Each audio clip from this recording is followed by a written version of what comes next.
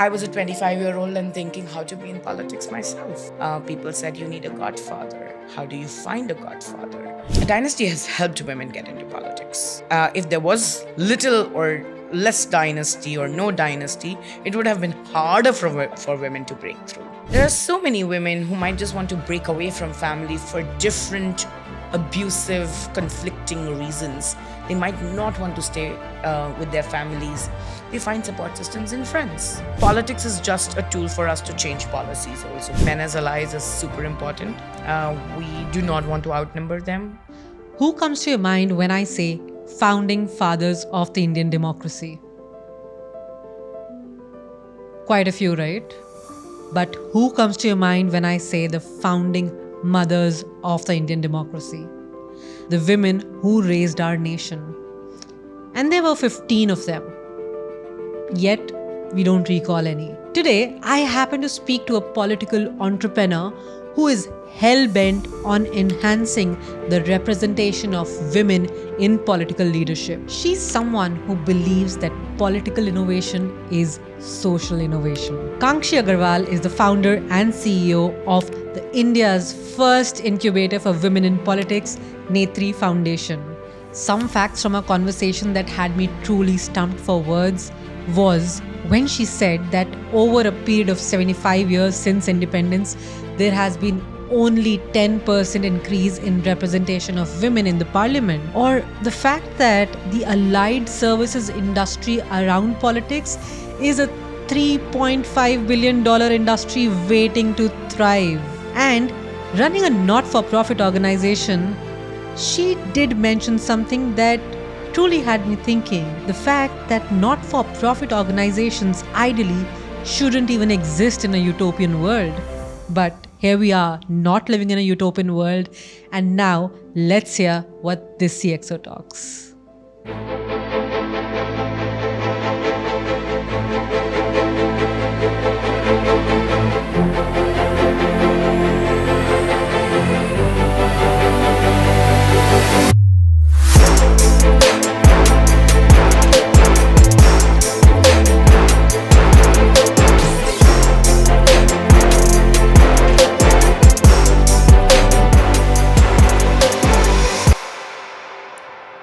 Thank you for coming over, Kanksshi. I am super thrilled because the last I saw you was at the She Sparks conference by your story, and to have you here in the Wine Studio office and recording CXO Talks episode with you is a total pleasure, and I know it'll be a very insightful and a very passionate conversation coming from you.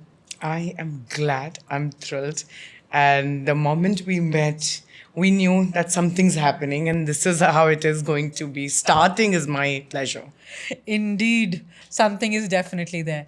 And I'm sure the audience will catch that too as we have this conversation. I know that you've been running Netri Foundation for a while. It is a non-for-profit, but I am kind of intrigued. And you know what? Why I say what I'm about to say is that in one of the episodes, I had Jigyasa Labru with me. She's very passionate about education, building a not-for-profit again. And she talked about measuring impact. And she talked about how investors who are looking at impact investments look at impact when it comes to not-for-profit. How has your journey of running Netri Foundation as a not-for-profit been, and what do you foresee from here on? So one thing is for sure that there's been an interesting trend one would see with respect to greater acceptability of not-for-profit organizations and the work they are doing. There's a larger and wider integration also. Not-for-profit organizations are working with CSRs, with corporates. They're working with governments at scale. It's almost called government to, business partnership sort of a thing. And that is something that has really, really picked up. Building a not-for-profit, however, in the space that we chose, a lot of people say, Kanksshi, koi aur pareshani nahi mili, gender, politics, उसके ऊपर से अब technology. तो जितने जहाँ जहाँ पे औरतों की कमी है, specially stem and you look at politics, बोले इससे ज़्यादा खतरनाक प्रॉब्लम तुमको डील करने के लिए नहीं मिली क्या? There were easier, some easier problems to solve, वो थोड़ा सा सॉल्व करके देख लेते. And I am like, I think there is no point of building if you're not building to change systems. I feel systemic change is what drives me. The upcoming not for profits also to think about how do you shift the systemic thinking. And when we think systems, it's not only governments. When we think systems, it's corporations. When we think systems, it's banking, maybe. When we think systems, it's society itself. Patriarchy is a system, right? So I think when we think about not for profit organizations, we also think systems. And when you're trying to do systemic change, measuring impact is harder. Because when there is a transactional change, for example, I know that I want to feed the hungry, or I want to, make sure that there is a, banking mein system mein auto ke account mein itna paisa hai. It's transactional. But is that enough? Like that transaction can be a part of the larger measurement of what you're trying to change. You're trying to change women's economic agency. You're trying to change the poverty index of India, or hunger index of India. So I think these are smaller ways that you can measure, but I don't think that systemic change is only about transactions. It's about mindset shifts. And politics is what, like, it's married, right? Society is a reflection of politics. Politics is a reflection of society. Who do you change first? A lot of people say if the people become better, politics will become better. And our belief is that it has to be a movement, both from top down and from grounds up. And civil society organization, to their credit, in India since the time of independence, they've been doing quite a lot of work. So the ground up building has happened, but it has not gotten the acceptance, the push, or the acceleration by the top systems. So how do you change that? And with that, why you talked about index, right? Talking about index, talking about a country as complex as India, which is almost multiple countries in one country. I also know of the fact that India right now stands in the bottom 20 ranking when it comes to political inclusion for women. And with just 15% representation in the parliament, which has, of course, drastically improved. How have you seen women adapting to politics? What is it that has kind of nudged you to create Netri Foundation? I always have multiple answers because Netri, as one can see, and I always go into the question of identity. My identity is not only limited to my gender, it also comes from the education I had, the exposure I got, the training I have as a public policy professional, but the personal story of where I grew up. So one of the ways to answer to Netri was that I was working in a political office. I was on the campaign trails in 3 states, oversaw some of the grand activities like manifesto drafting for a political party in India during 2019 elections. And I was like, where are we? Where are the women? Where are they? Where are they on the campaign trails? When you see from a stage, we got the stage point of view, we see from the stage a sea of men. And you're like, okay, you'll find women huddled together somewhere, or there will be a specific women rally or a women consultation, as if like you're continuously siloing them as not part of society, but a aberration to society and not the norm. And that one question. Second, I was a 25-year-old and thinking how to be in politics myself. People said you need a godfather. How do you find a godfather? And if only you change the wordings to God, from godfathership or godmothership for that matter, to mentoring.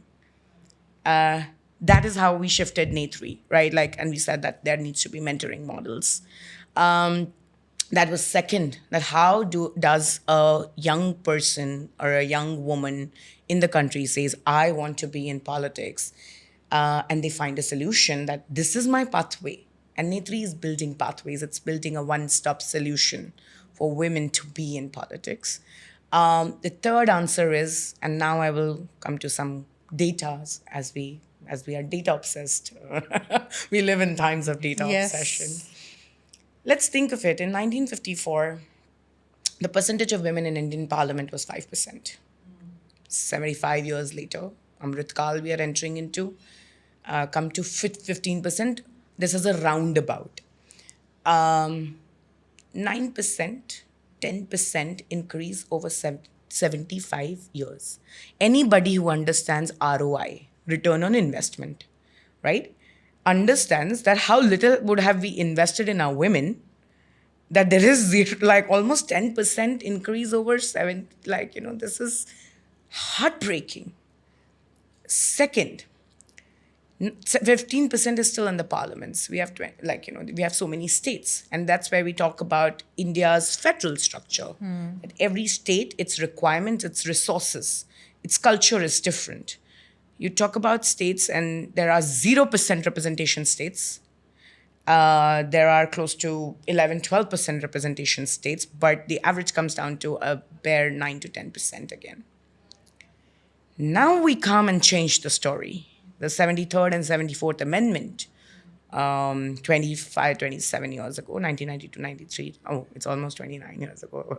The year I was born, essentially. Wow. Gave power to women to be elected at the local levels. And we have right now 43% representation there. 1.3 million women are sarpanchas. Wow. Right?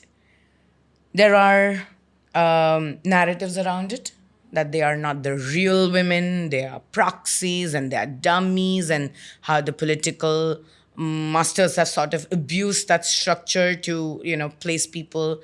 I do not fuel that narrative, and I've stood very grounded against it, because it's the system's problem that this is happening. It's not women's problem.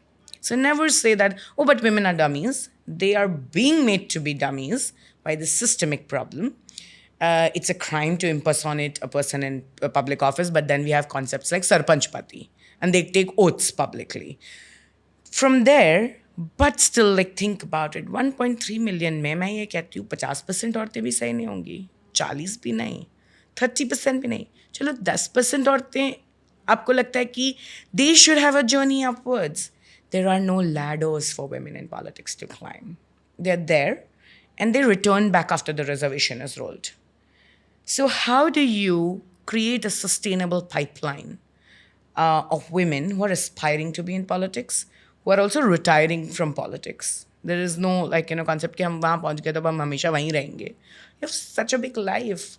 Being a political person, a politician, should come again with impact. You deliver it, and you then also pass on. So this is the story of both India and me as to why Netri is needed and why avenues are needed. You just need a single place to say we need more women to be in politics. Why do we need them is what we will come to maybe in some time. But how do we create that? It's Netri right now for me. And that's absolutely stunning because think about it. If you look at a global scale, or even if you just do a little digging and go micro into our own country, and you think of leaders who we have had who've been women, whether it was Sushma Swaraj, whether it is right now Nirmala Sitharaman, whether it is Smriti Irani, I feel that women have the lens of empathy. And you look at the global level, you have 27 countries which are being led by women, including New Zealand, which was Jacinda Ardern, who's now wanting to step down because she realizes there's been an intense burnout.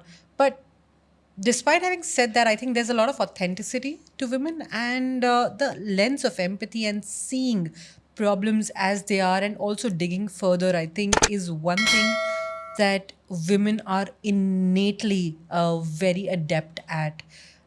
Yet you say that when you talk about these women who were at the sarpanch level and who do not have the ladder.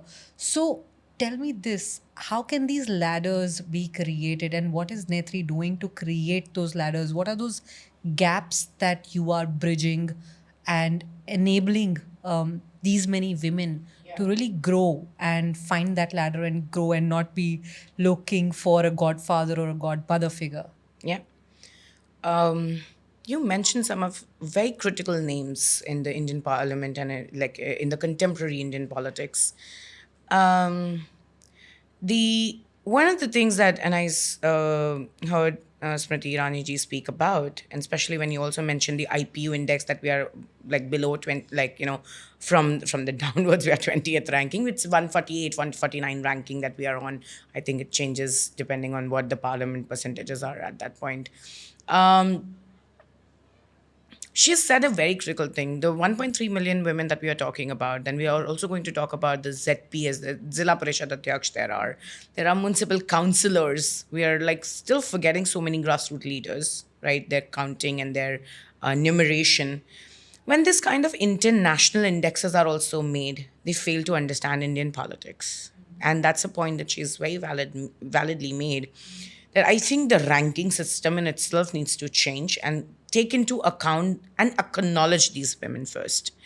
If they're acknowledged in the ranking, in the global estimate of where does India stand, that also gives motivation. कि आपकी कहीं गिनती तो होती है.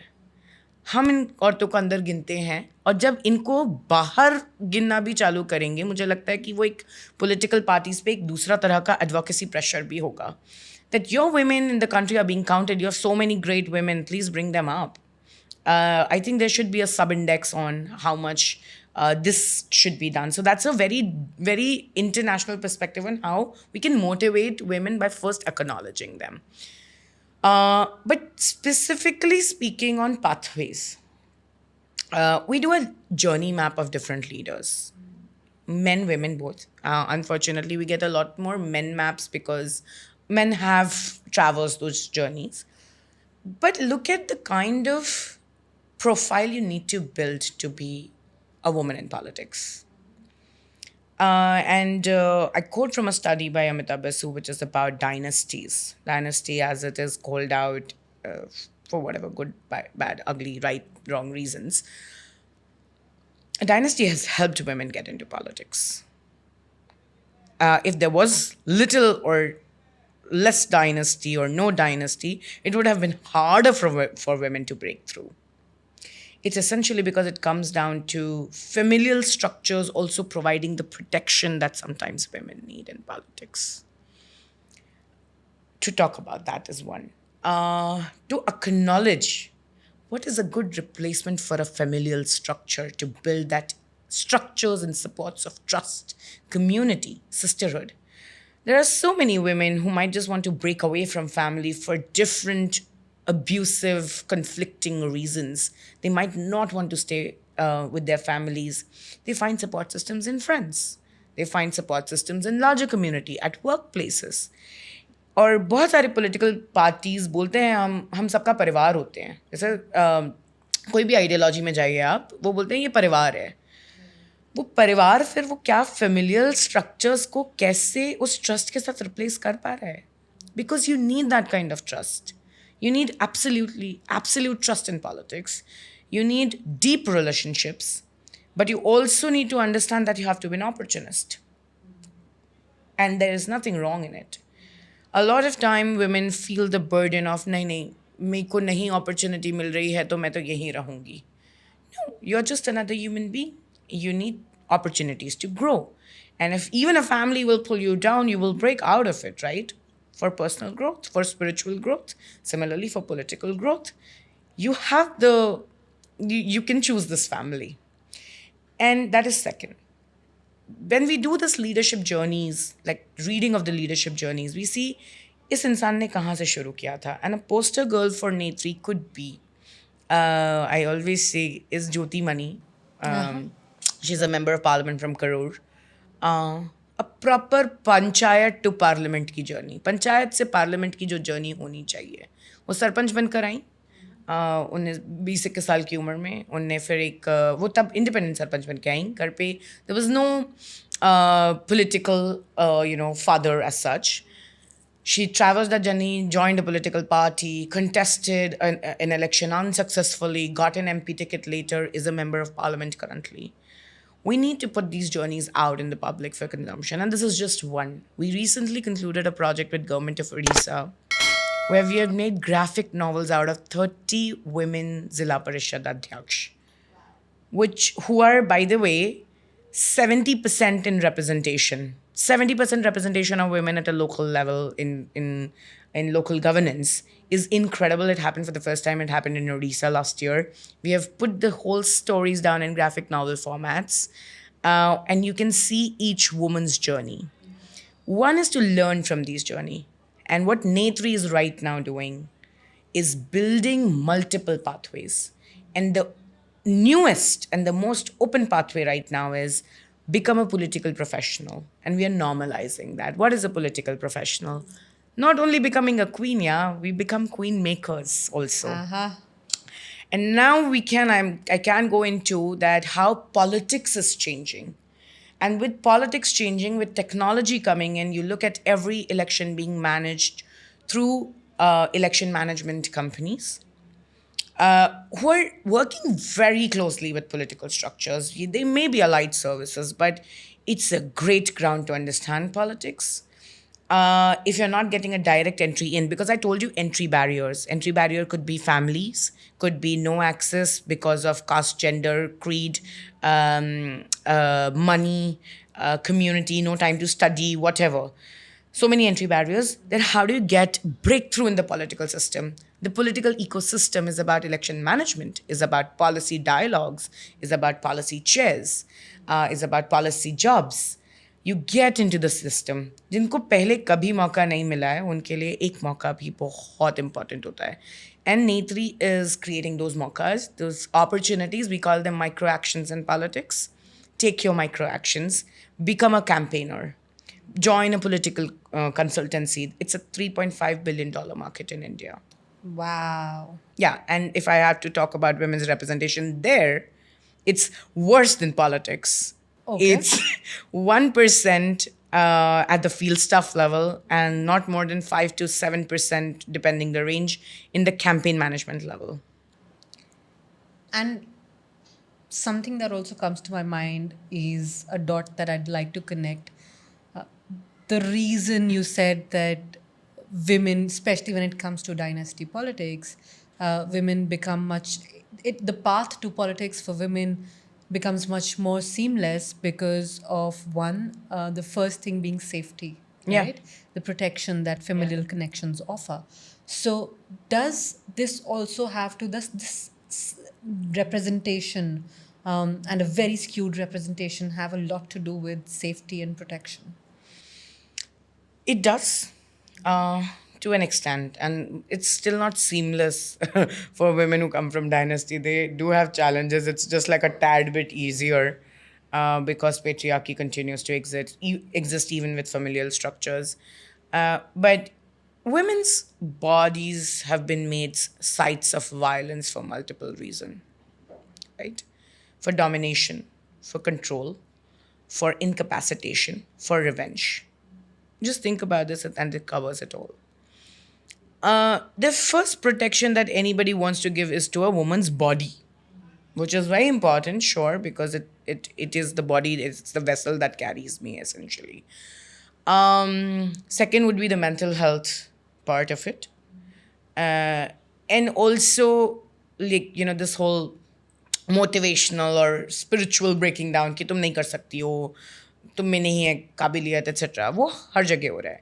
But when we talk about safety, let's talk about that, because we conducted a survey with like about 700 responses last year, and we were asking people for different reasons as to why they're still not sure of getting into politics. 70% of them said because we don't feel safe. And you could be trolled. Women face far more online trolling also compared to men, their male counterparts online, especially if they have strong political opinions. Similarly, even in the physical spaces. How do you safeguard yourself? One Netri story I'll give you. I was on a campaign trail back in the day. And there was a candidate, and we were doing these 20 kilometers long walks for his rallies.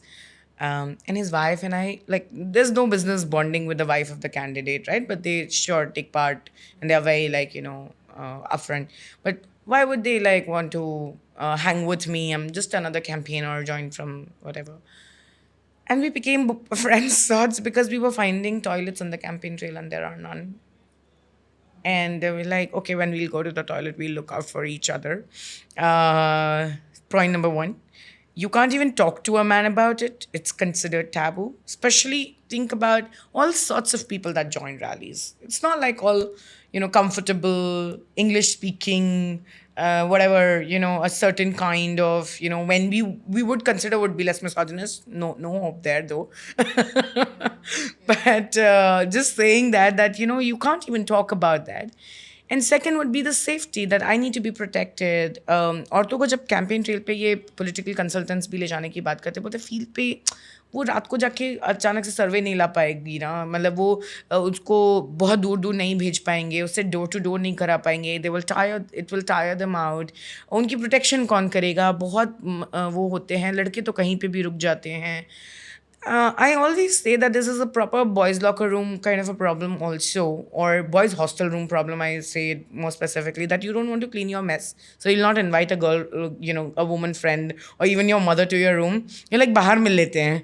I don't want to clean my mess. You stay outside. This is politics. We don't want to clean our mess. You stay outside. It's not safe for you. If only political parties across the world looked within and said, let's clean this mess and make it more comfortable for the 50%. And we're not talking again about aberration. We're talking about 50% of us. Yeah, we are talking about 50% of us. Interestingly, very recently, for the first time ever, the sex ratio has more females to, there's 1,020 females to 1,000 men. And that itself talks about where we are headed in the future. Yeah. So that ratio of women being much more than 50% is sooner to happen than Yeah. later. Yeah. And if not now, then when do we create a safer space?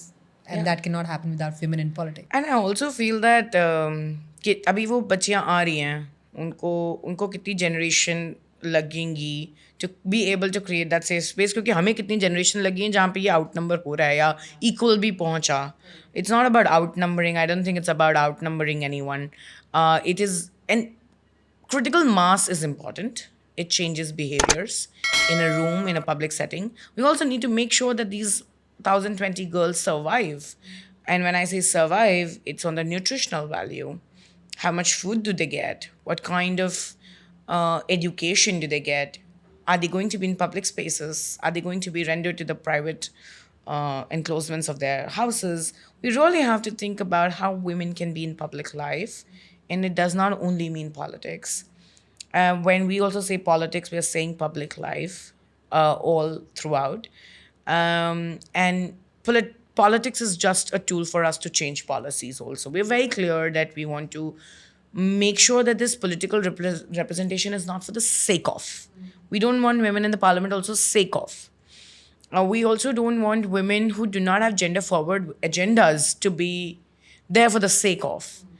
You need to have gender forward women who think about intersectionality, who do not impose their very savarna or very white or very, third generation or second generation ideas into the current systems, thinking that other women are beneath them. The fact that you exist in the same time, all of us should technically have a little bit more access to what we had in the past. So I think that is the kind of women we should be looking at. And not only women, I think Netri should totally be expanding and saying it's about getting gender forward people in politics. It should be men as well. Men as allies is super important. We do not want to outnumber them. We do not hate them. We love them for the roles that they have played so long as well, with all the patriarchy that subdues them as well. So creating those structures where we're having those conversations with them, that, your life will also be a little better if we are around. Of course, Of course. And, with that, let me first say yes, Queen Maker. Cheers to that. But, if I look at it and compare, you talked about public spheres, you talked about politics. If I, being an entrepreneur myself, and if I look at it now from the lens of business, look at it from the lens of women in workforce, in corporates, that has also changed over a Yeah. period of time. COVID took us back many generations, many years, but we are coming back. Look at women as entrepreneurs right now. While a lot of us also still are not very happy with the fact that there are only 18% women led startups as per the recent NASCOM report. But hey, there is a slight appreciation we can give to the fact that we have come to that 18%, and the environment has Yeah. helped, Yeah. right? Has enabled. Now, when it comes to politics, what do you think are the, if you could give me three things to say that, these are the three key things on the timeline that have happened that have enabled these women into politics, whether at, you talked about the Zilla Parishad level, we talked about parliamentary representation, which has improved 75 years में 15% हुई है, कम है, पर फिर भी हुई है, हुई right? है. What are those three triggering events or key moments in the timeline that you would want me to put across, that you would want to put across to the audience, that these are the three things that have happened, and maybe these are more such moments that can happen for us to start looking out for. I love this question. Let's start with the independence itself. Women were given universal adult franchise. Like everybody had right to vote. Women had right to vote from day one in this country. Everybody had it. It has not happened in a lot of democracies. They had to fight for the right to vote. India never saw women uprising to see a fight for vote. They were given it. Our constitution ensured it. One key moment. And credits to also the constitution drafter, the chairman of the constitution. There were 15 women, by the way, in that constituent assembly. And I always say we talk about the founding fathers, but not the founding mothers. We have to think about them. And like credits to those women who spoke about that during that time. Second, the 72nd and the 73rd and the 74th Amendment that I spoke about in the 90s, along with the liberalization, it coupled. So that we were going to go on an economic growth as a country. We economically liberalized. LPG came like liberalization, privatization, globalization. Plus, this amendment also happened, which gave women a reservation at the local levels to be elected, 33%. Right now, there are, if I'm not wrong, close to 18 states that give 50% reservation to women.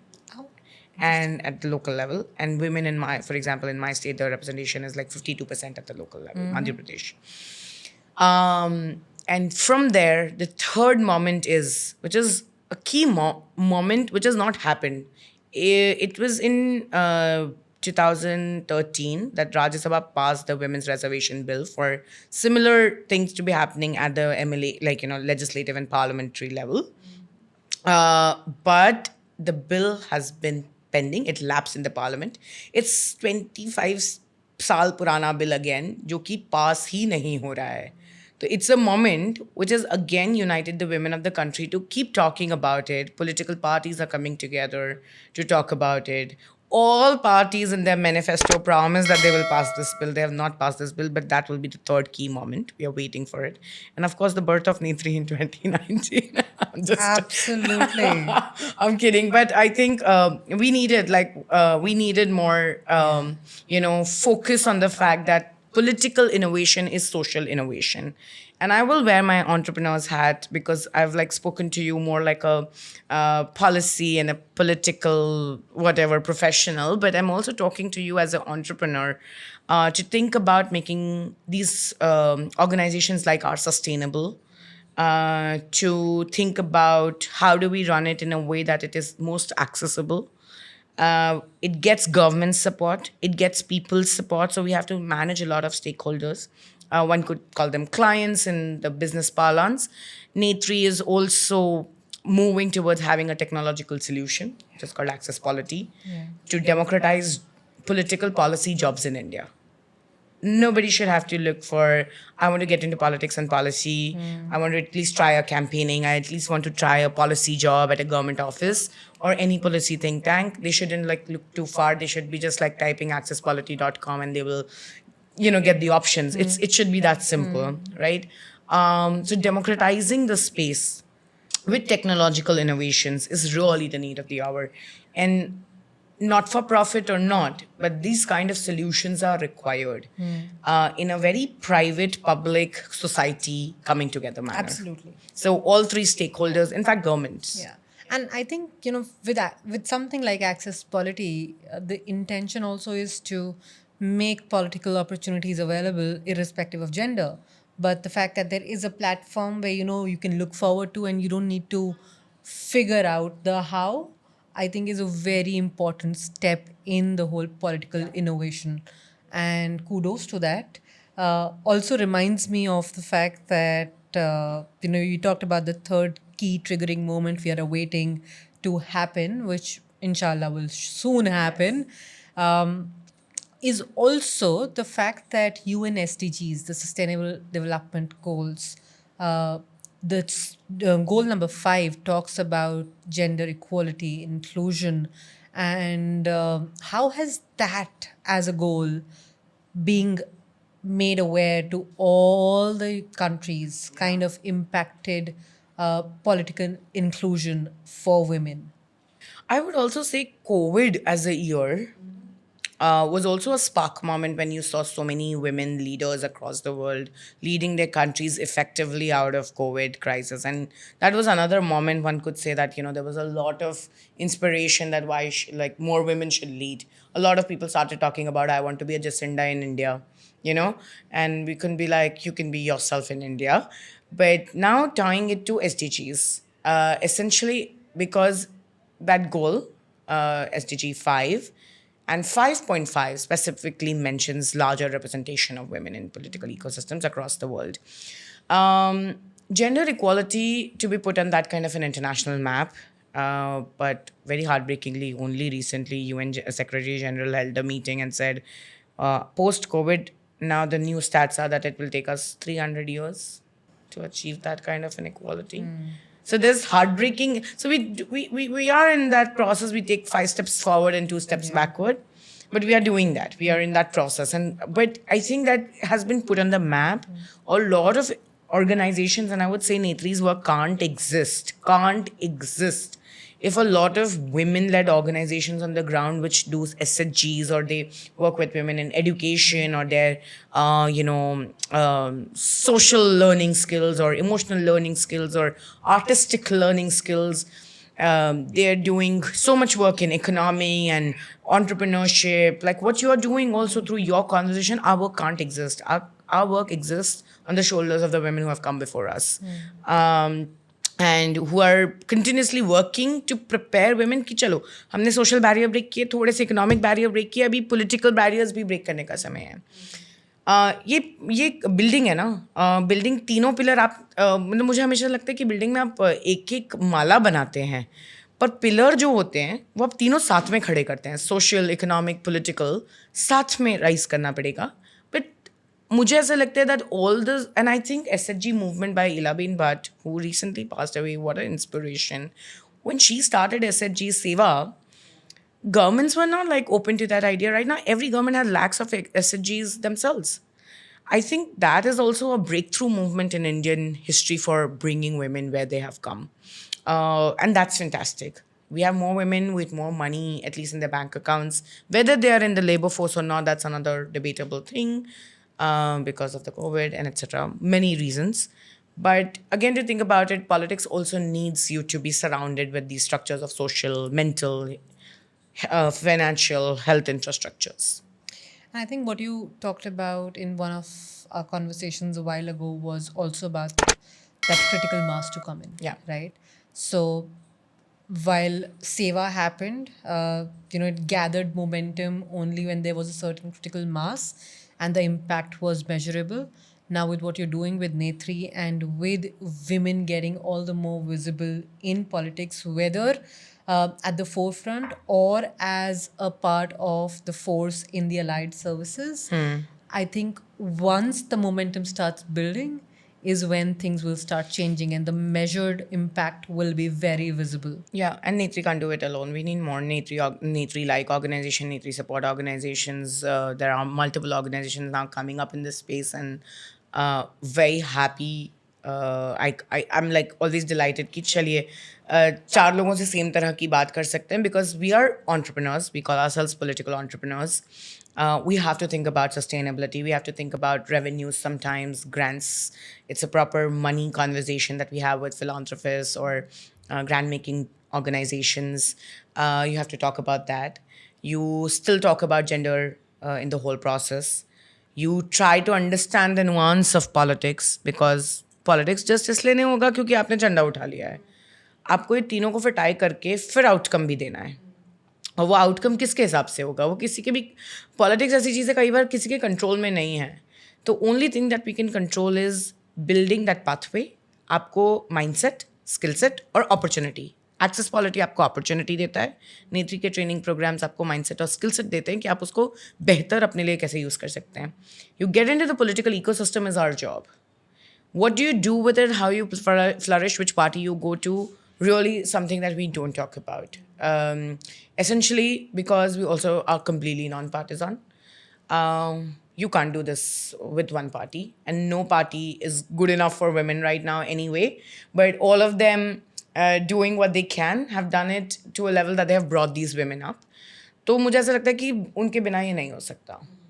And what do you think young women who are getting influenced by so much content around politics, around policy making, around economics, and how the country is functioning, and after especially looking at, I think you talked about COVID as one of the outlier moments when every girl was really looking up to a woman like Jacinda Ardern because she became that role model. Now, with that role model, what are three things that you would suggest that young women can be cognizant of and start looking up to be able to build their pathway into politics, whether mainstream or whether allied? But three things that you would advise any young woman who comes up to you that, what, I want to pave my way, but I don't know how. So what are three things that you say that, these are three things you must start looking out for, start doing?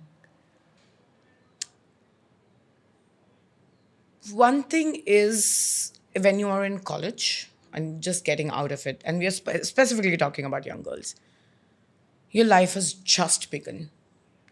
Find a support system and enter. Enter. There is no achieving without doing. Do. Action. Action के बिना कुछ नहीं होने वाला है. हमें action करना पड़ेगा. Second is that you may not like politics. Politics is coming after you. You may want to run away. You want to be apolitical. I don't like this. Do it anyway. Give 1 year of your life right out of college to politics, essentially because it will shape your systems thinking in a way that nothing else can. You will know why corporates work or not. You will know how businesses run. You will know how governments work. You will know why policies come. You will know society. You will know businesses. You will know a lot.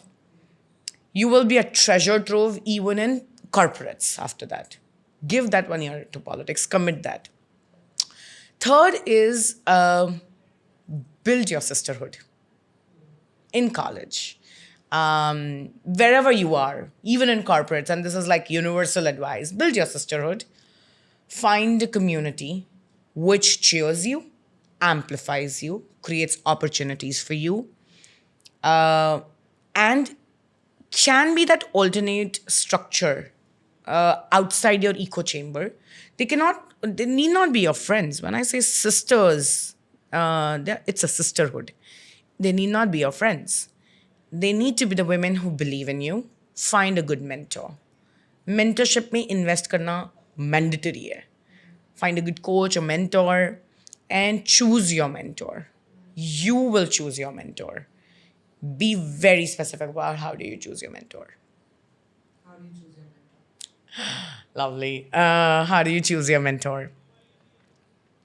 One thing is, the more time you spend on understanding yourself and going from 0 to 1, you see what has this person done to be where they are. You see where do you want to be. But one thing is for sure, that you look at values, you look at challenges, and you look at outcomes. In choosing any mentor, you cannot compromise on values. Even if they are like great, successful people, you have to see values that align with yours. You have to see whether or not their challenges were similar, or they have the capacity to help you through that challenge, right? Give you questions, not answers. And outcomes, which will be very different for both of you, but how outcome oriented sometimes at the mentoring. And it may not be a professional outcome, it can be a personal growth outcome. It can be a spiritual growth outcome. It can be a self journey. I want to have a mentor for self journey. I want to understand myself better. If you're going to keep it vague, it will not be mentorship. It is just going to be, I like you, you like me, let's talk sometimes. It has to be a little tangible. Interesting. And I think this will be a reel. Love it. We have real content. We do. We have quite a few. Now, we are towards a part where I would love to know, as a political and entrepreneur for yourself, there is moments, I'm sure, which are intense. There are times that so much is happening, things are so dynamic, yet you are ensuring that lives are impacted. Women are mentored with, with Netri, which is the first incubator, which is enabling women into politics. I'm sure there's a lot that's happening for you, but how do you keep yourself sane and just be like, okay, calm down, just be all right, just, it's all right, it's a moment, it'll pass, or whatever, things happen, right? As an entrepreneur, I deal myself through all these situations too, but what's your toolkit like? What do you do to manage yourself through everything that entails this political entrepreneurial journey? So I have indulgences, like I love poetry. I indulge heavily in Urdu poetry. I read it to other people, I read it to myself. I feel art is my way out. I doodle. I take time to do that because sometimes my words fail me and my expression as well. So मतलब मैं अभी यही बात कर रही थी किसी से कि गालिब जो हैं, how he has like existed in India and he had started a movement, but Faiz has been closest to my heart. मैं उनको बोलती हूँ वो मेरे रूह के पिता हैं. The revolution and the poetry and the love. So poetry is one. I also spend some time with family. Very important downtime that I do that. Third is I try to make sure that I see friends. Like between all of this, agendaless meetings with friend or agendaless callings with friend.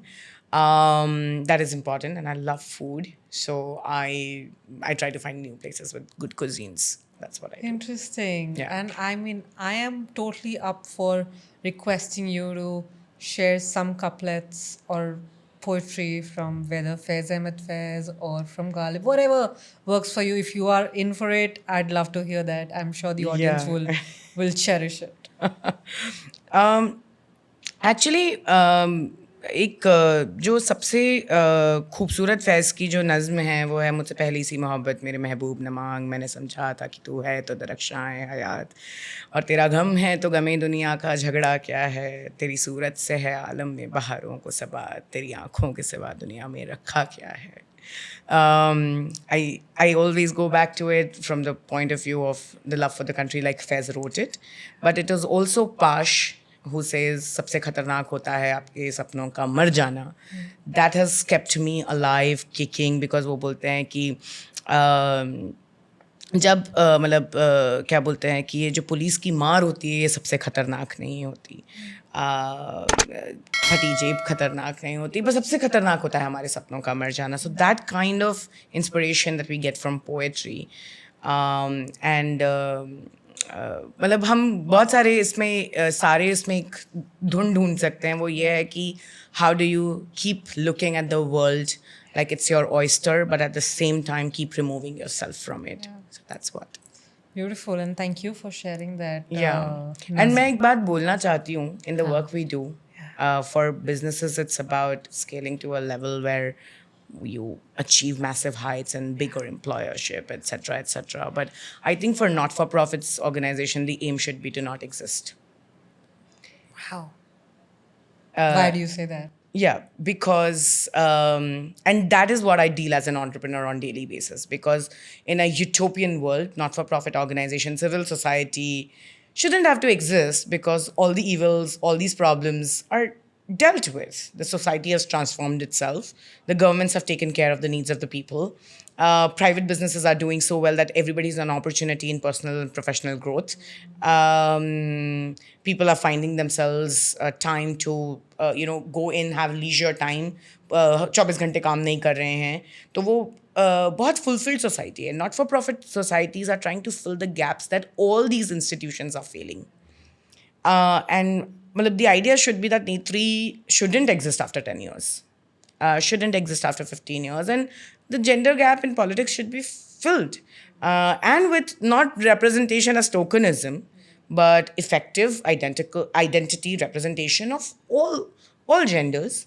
And gender neutral society or genderless society we should be moving towards at some point. Not-for-profit organization shouldn't have to exist in a utopian world, that's all. Yeah. So that is the struggle as an entrepreneur, that how do you grow and not exist? Well, from our dystopian realities to a utopian world, inshallah, soon.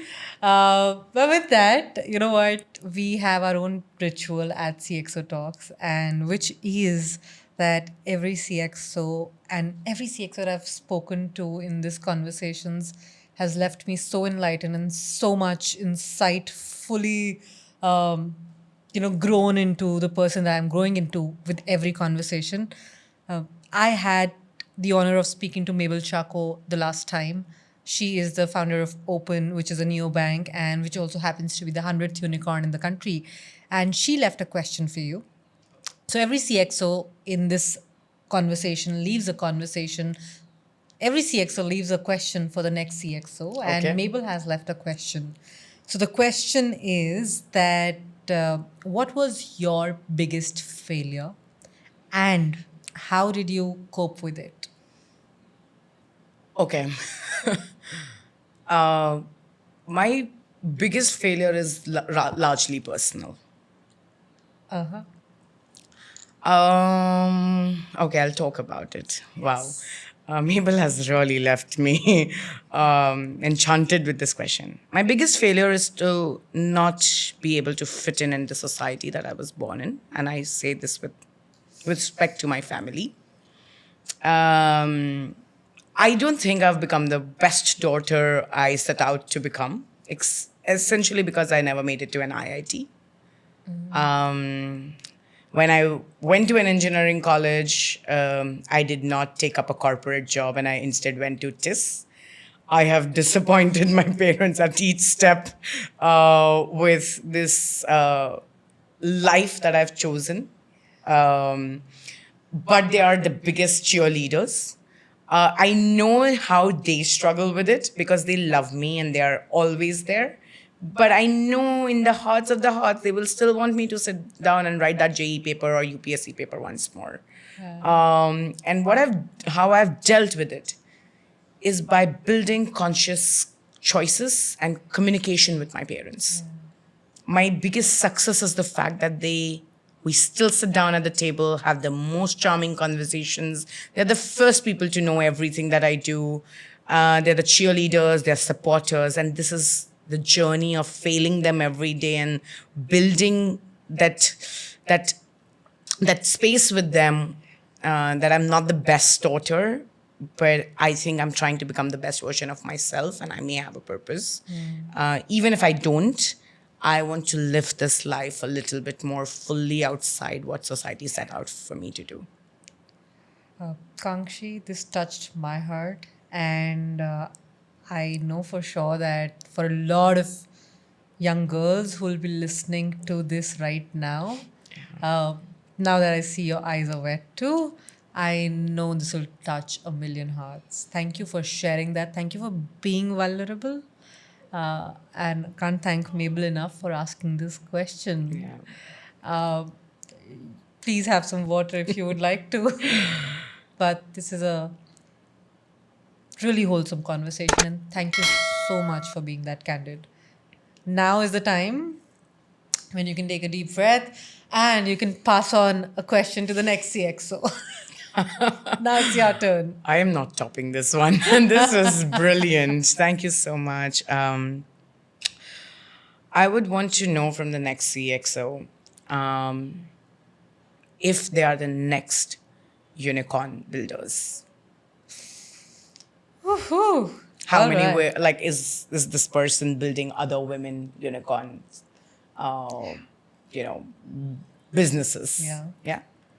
Great. And with that, I'd love to share this little information with you that 36 potential unicorns at this point in time as we talk have one women or more as their co-founding teams. Oh, wonderful. So 36 potential unicorns. Lovely. And let's see, maybe I have one of those. I hope Yes, so. I am hoping. Go Wine Studio. That is such a beautiful conversation. Thank you so much. I can't thank Mabel enough. I would really want to thank her in person now, but I can't thank you enough for choosing me to do this today, because it was such a roller coaster of the journey that I've had. And it's been a very insightful and an enriching conversation, and a very wholesome one for that matter, Kanksshi. So thank you for your time. Yeah, And thank you so I'm much. glad we could have this conversation today Same on here. CXO Talks. Same here. Thank you so much. Lots of love.